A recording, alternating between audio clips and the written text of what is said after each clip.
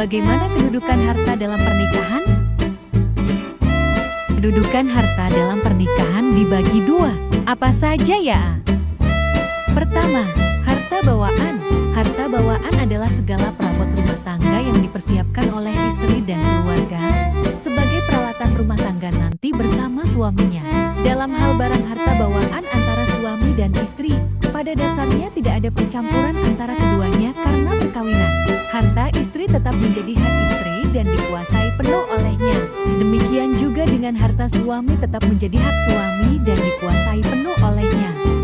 Kedua, harta bersama. Harta bersama adalah harta benda atau hasil kekayaan yang diperoleh selama berlangsungnya perkawinan. Jadi, harta bersama meliputi harta yang diperoleh dari usaha suami dan istri berdua atau usaha salah seorang dari mereka diatur lain dalam perjanjian perkawinan. Apabila terjadi perceraian, maka masing-masing pihak istri maupun suami berhak atas separuh/seperdua dari harta bersama. Lalu bagaimana proses pembagian harta tersebut? Proses pembagian harta terdapat dalam perceraian dan kematian.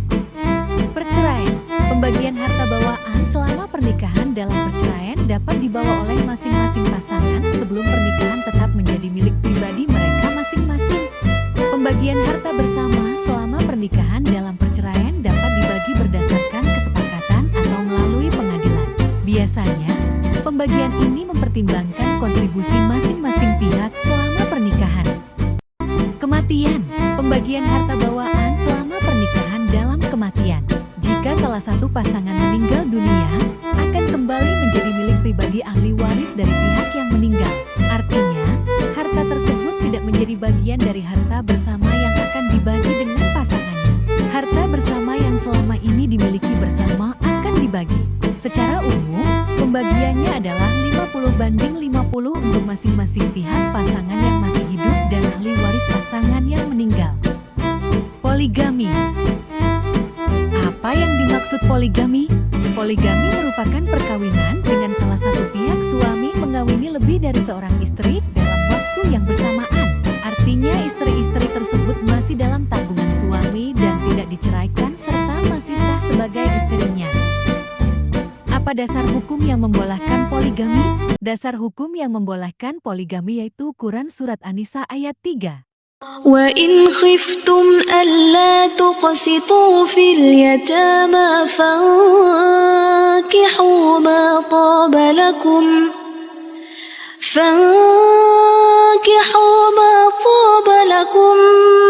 مِّنَ النِّسَاءِ مَثْنَى وَثُلَاثَ وَرُبَاعَ فَإِنْ خِفْتُمْ أَلَّا تَعْدِلُوا فَوَاحِدَةً أَوْ مَا مَلَكَتْ أَيْمَانُكُمْ ذَلِكَ أَدْنَى أَلَّا تَعُولُوا. Artinya, dan jika kamu takut tidak akan dapat berlaku adil terhadap hak-hak perempuan yang yatim bila mana kamu mengawininya, maka kawinilah wanita-wanita lain yang kamu senangi.